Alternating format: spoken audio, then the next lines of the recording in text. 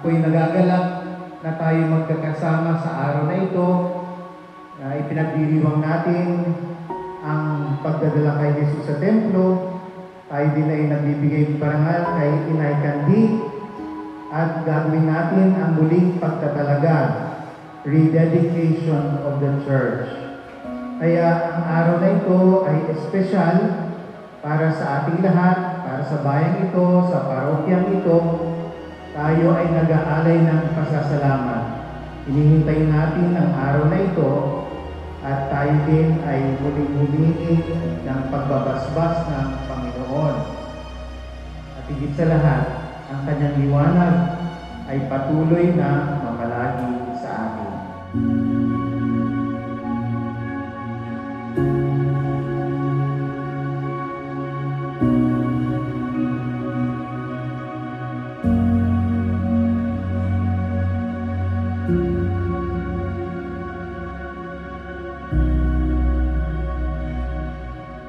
Ito ang sinabi ng Panginoong Diyos. Ipadadala ko ang aking sugo upang ihanda ang daraanan ko. At ang Panginoon na inyong hinahanap ay biglang darating sa kanyang templo. Darating ang pinakahihintay ninyong sugo at ipapahayag ang aking tipan. Si Jesus ay dinala ng kanyang mga magulang sa Jerusalem upang iharap sa Panginoon, sapagkat ayon sa kautusan, ang bawat panganay na lalaki ay nakatalaga sa Panginoon. Dinala si Jesus sa templo ni Maria at saka ni Jose. At doon nakita ni Simeon at saka ni Ana na matagal nang naghihintay. Araw-araw na andun sila. At sa wakas, nakita nila. Tayo din, ngayon, lalo na dito sa Paracale, sa inyong mga parishioners, ay parang masasabi natin sa wakas.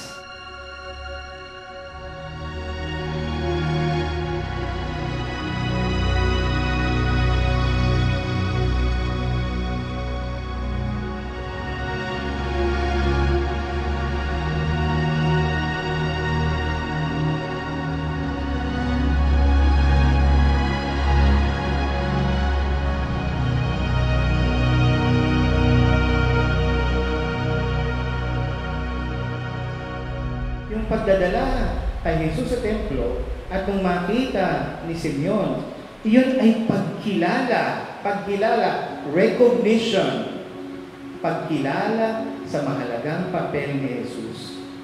Life is not perfect. Maraming challenges, maraming sakripisyo, katulad ng pagpunta natin dito.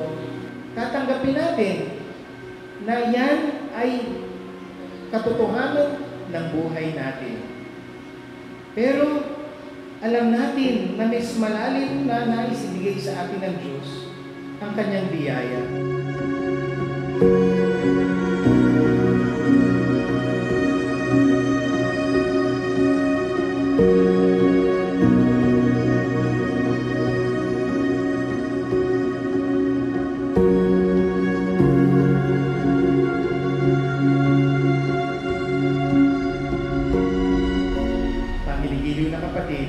Huwag kalimutan magsalok dito.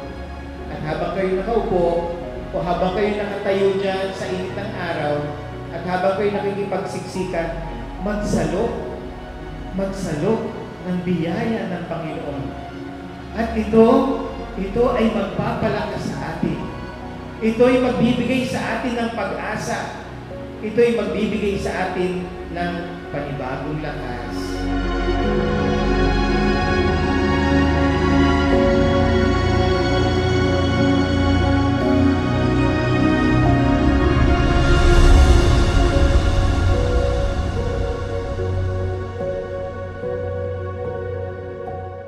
Kayo nandito, tayo magsasamba sa Diyos. Adoration. Bakit tayo nandito? Humihingi tayo ng tawad sa Diyos. Contrition. Bakit tayo nandito? Magpapasalamat ako sa Diyos. Thanksgiving. Bakit kayo nandito? May hihingin ako sa Diyos. Supplication. Acts. Adoration. contrition, thanksgiving, supplication. Sa ating pag-aalay, si Jesus ay ang alay ng pagsamba sa Ama. Si Jesus ay ang alay ng pakikipagbalik loob, di ba? Peace offering to God. Si Jesus ang alay ng pasasalamat, offer of thanksgiving. At si Jesus ang alay ng paghingi, offering, asking for help. Espadang tagumpay sa mga manggagapi, mapayapang tangkulan ng bayang pinili, at nubay at reyna ng Camarines Norte, koronang ginto ay aming pagpupuri.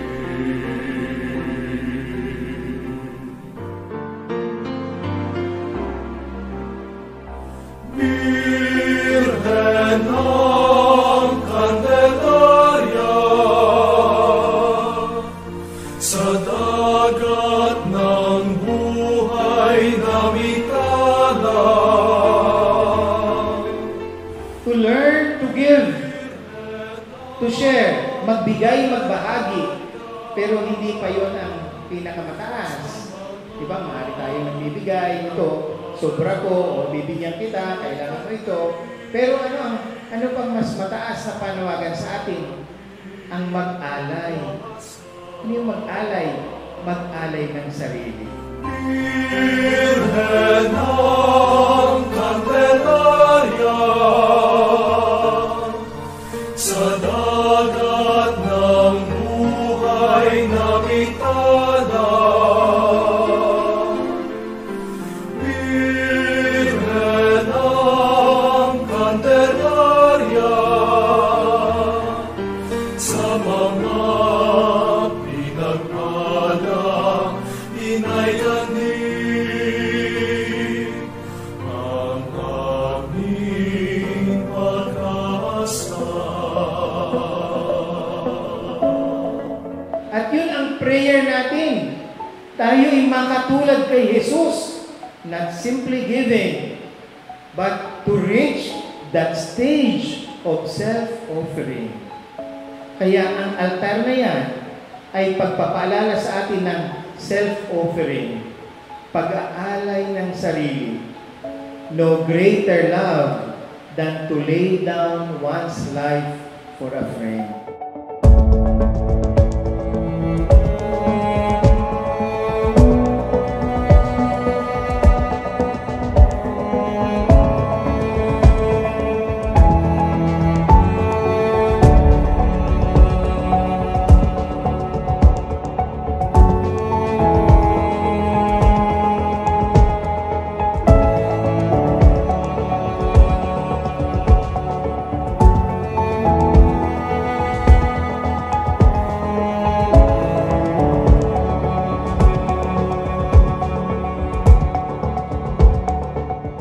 Mawala sa atin yung aspiration na makayanan nating ialay ang sarili. Yan ang pinakamatayog na aspiration.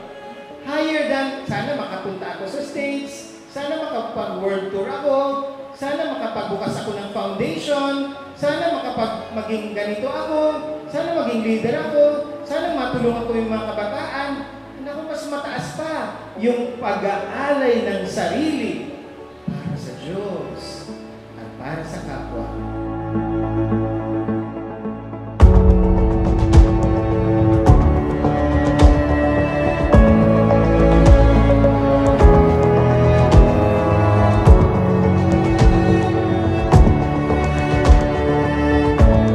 Dito, we have a treasure.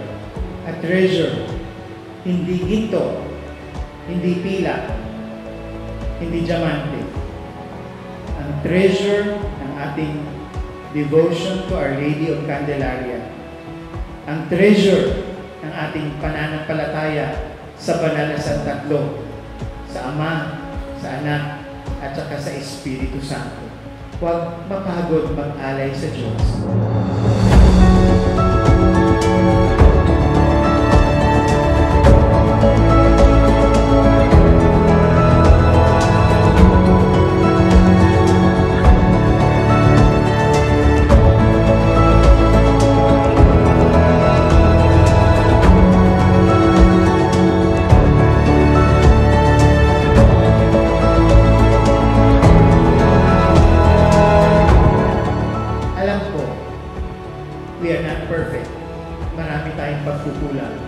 Pero sa kaibuturan ng ating puso, patuloy natin ibinulog sa Diyos. Panginoon, Jesus, Ama, Banal na Espiritu, tulungan mo naman ako. Tulungan mo naman ako. Linisin mo ako upang ako mismo ay maging mainam, kalugod-lugod na alay sa iyo. Maraming salamat po sa lahat ng tumulong at sa inyong lahat na nandito ngayon. Happy Fiesta po sa inyong lahat. Viva la Virgen! Viva! Viva Nuestra Señora de Candelaria! Viva! Viva la Virgen!